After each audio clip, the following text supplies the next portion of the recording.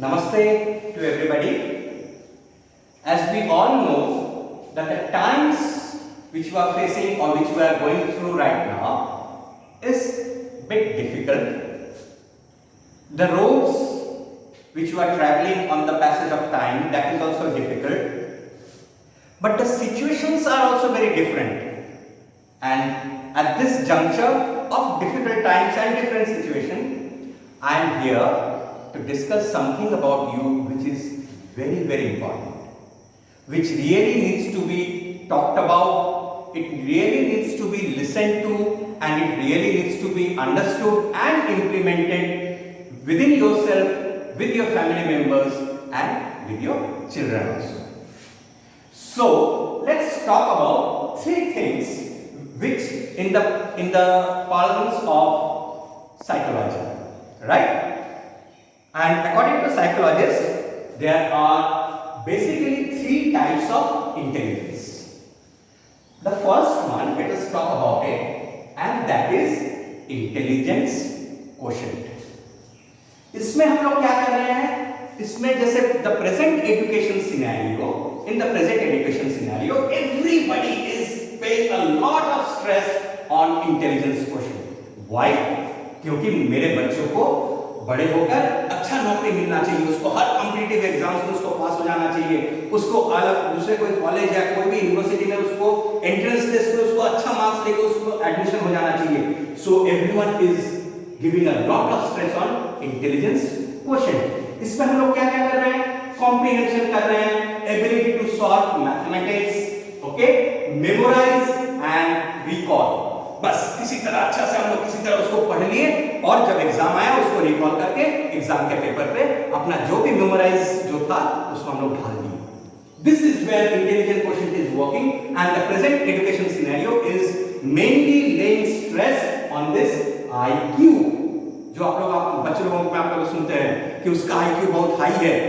Nothing, IQ बहुत high है means उसका comprehension, ability to solve mathematics, memorize and recall is high.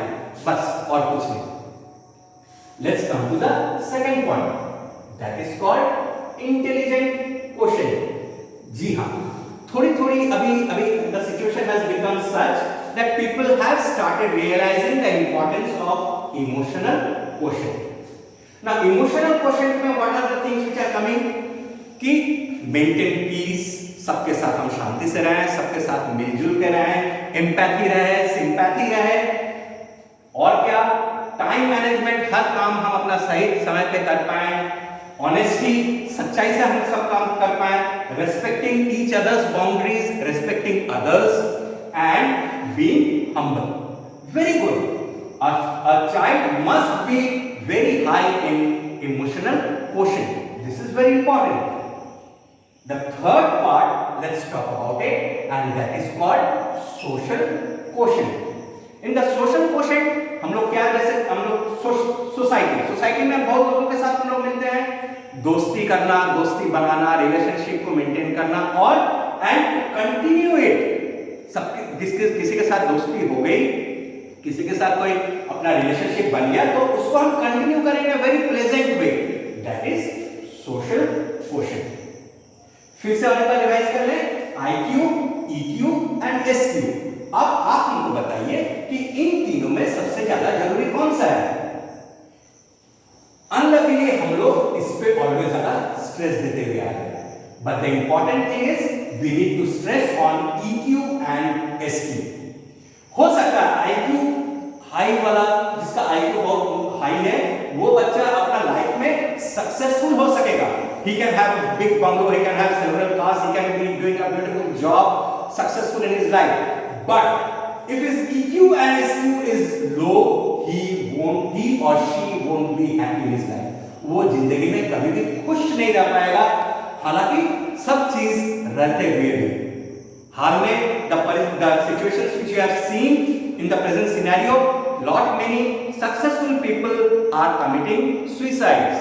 It is mainly because maybe they were low on EQ and SQ.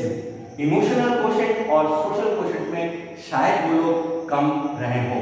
अगर ये भी high रहा हो, ये भी उन लोगों का बहुत ऊंचा रहा हो, Now there is the fourth kind of intelligence which we are going to discuss it today, and this is the most important thing, and this is called AQ. AQ. I am repeating this again and again. It is called AQ, and this has become the most important thing according to the present scenario. AQ means, मैं पहले लिख लेता हूं,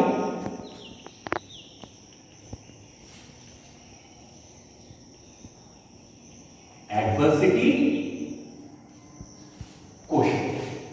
अभी के मैं बताया था, the times are difficult, the roads are difficult, परिस्थितियां बदल गई हैं.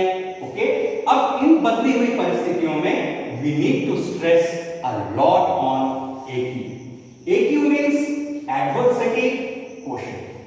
एडवर्सिटी मीन्स कठिन समय, बदली हुई परिस्थितियां.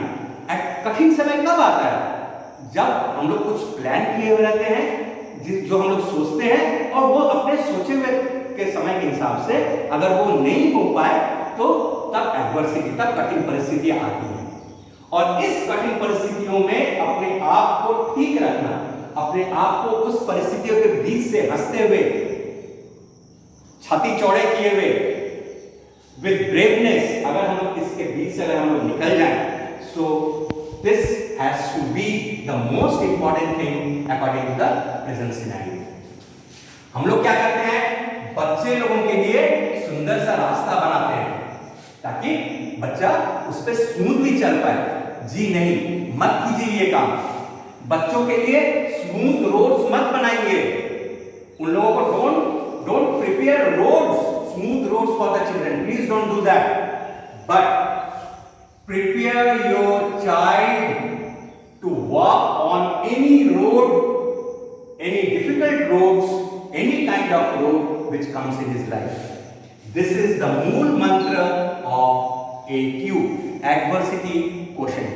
Please guardians, हाथ जोड़ के आप लोगों के साथ, आप लोगों के सामने ये विनती करता हूं कि अपने बच्चों को, अपने आप को, let them prepare them for and let them be more equipped in dealing with adversity quotient. उसके साथ SQ, EQ, yes, very important. IQ, yes, it is also important. So my final words: do not prepare road for children. Please do not prepare road for children, but prepare your children for the road.